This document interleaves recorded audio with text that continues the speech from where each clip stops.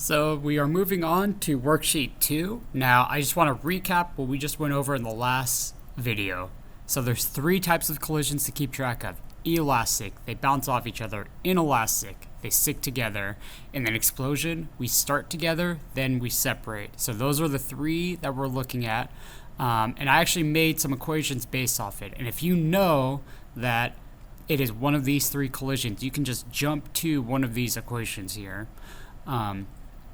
So that's assuming 2 objects involved. Sometimes with explosions, it's a combined object and then they separate, but I think you'll be able to figure that out depending on the situation. So let's try to look at these problems, see what we have here. So problem 1, we have these croquet balls, and I'm not going to read it all the way through. I'll let you guys read it through. But basically, green ball hits blue ball, and then they separate. So to me, that sounds like an elastic collision. So you should always write out, what kind of collision it is. This is elastic. They have 2 parts for this, so we're going to do part A. And if I go over to my equation down here, then I can write it out and I'll see what it is. I'm going to pause the video and write it out to save time. So I wrote out my equation here. M1, I'm going to say is the green ball, object 1 is the green ball, object 2 is the blue ball. They're both 0.5 kilograms. Green ball is traveling at 12 meters per second. In part A, the green ball will stop after striking the blue ball. So what that means is that this is 0, and the blue ball is at rest to start, so this is 0. So what you'll notice here, I'm going to finish this problem. 0.5 times V1, which is 12, is equal to also 0.5 times V2 prime. Well, I think you could see here, these 0.5s will cancel. So V2 prime is just going to be 12 meters per second. All right, pretty straightforward. How about y'all do part B and see what you get? It won't be as straightforward as what we just did, but let's see what you get. All right, so this is my setup. The blue ball, I put 0.5 times 0. This will become 0. And remember, I'm getting these equations because I know it's elastic, so I can just jump straight ahead. So I get 6 is equal to 1.2 plus 0.5 V2 prime. I work out this problem. I get V2 prime should be 9.6 meters per second. Let me double check. Yeah, 9.6 meters per second. So that's how fast the blue ball will go. So hopefully y'all are feeling pretty good about this. Let's look at problem 2. So I have this boy's on a skateboard and he's holding a jug of water.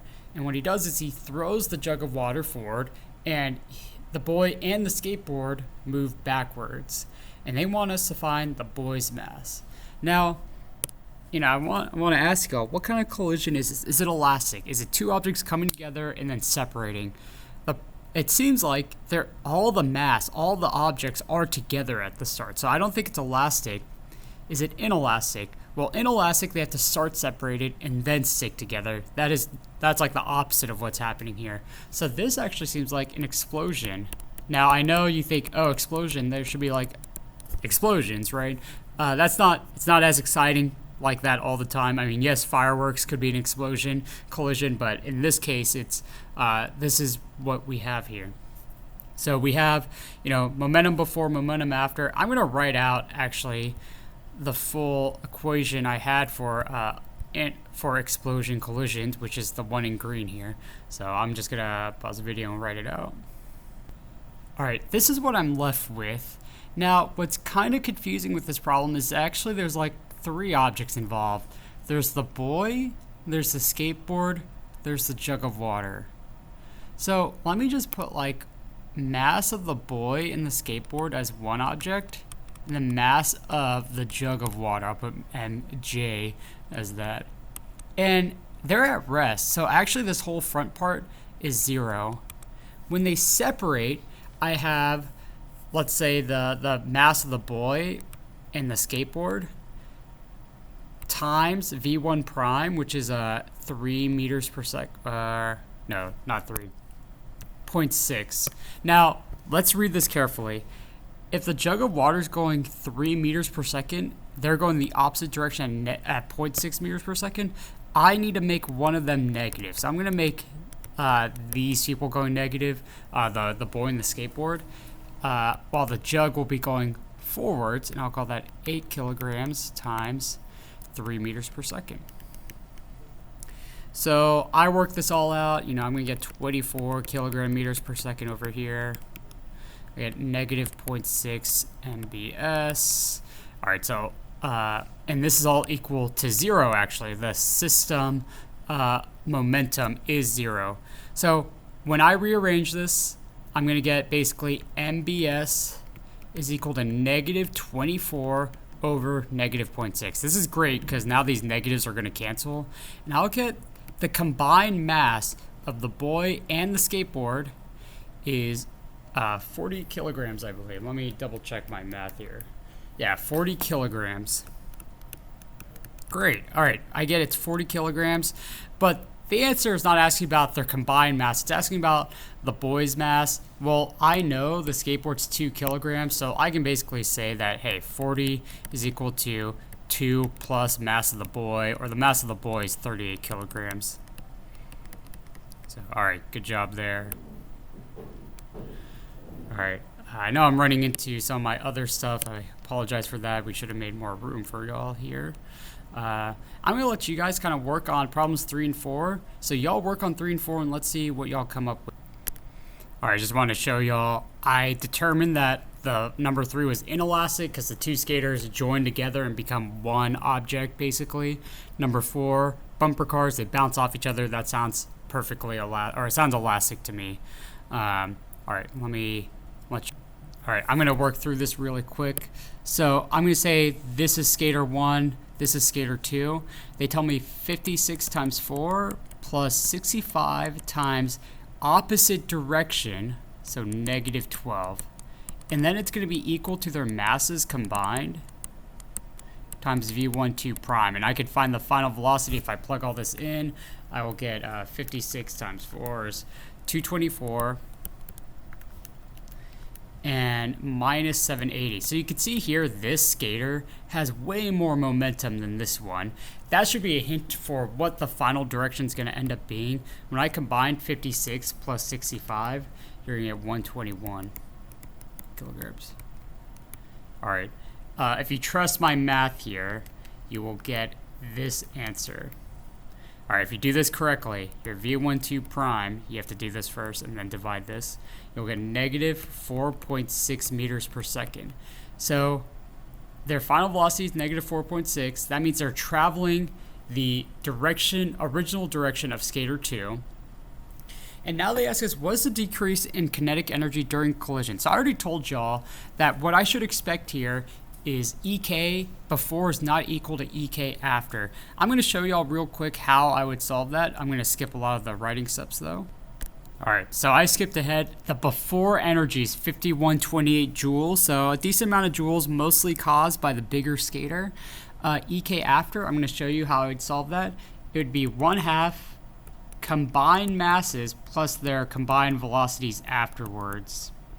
So just like what we have done before, 1/2 times their combined mass is 121.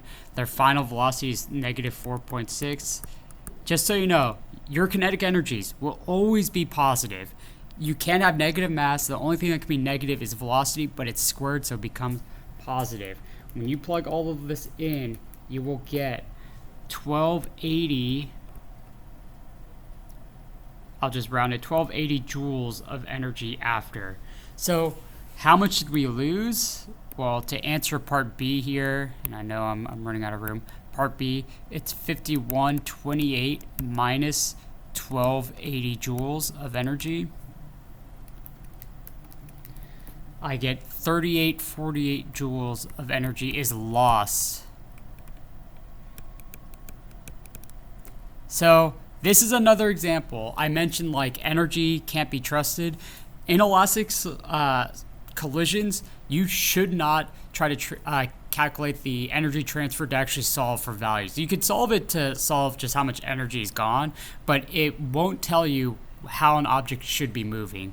Let's look at problem 4 here. So I told y'all it was elastic, so I'm just going to plug in everything here. I actually have room. That's nice. 25 times 5.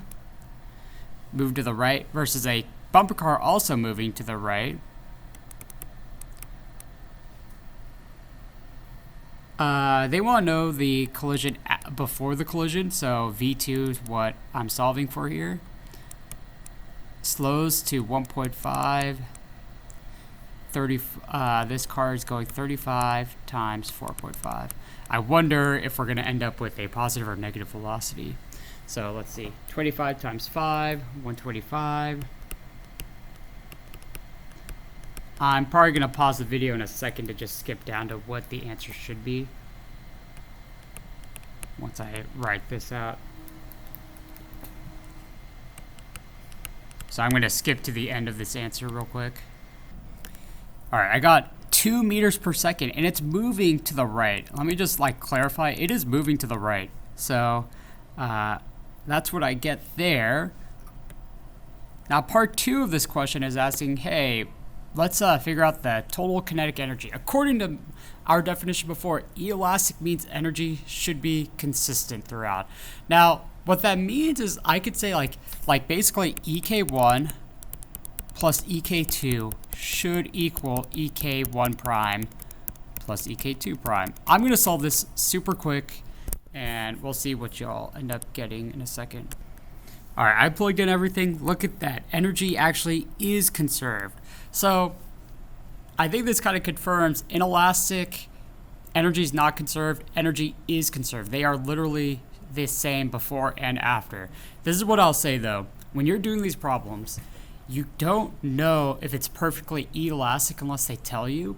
So I would assume when you're doing the math problems, do conservation of momentum first, do this step first, and then only after you can try to verify with that step. It's very time consuming to jump to the energy part of this. It's just a lot of calculation. So I say just jump straight to momentum, and that will help you out. So I'm going to finish off the typers part in the next video. It's not too long.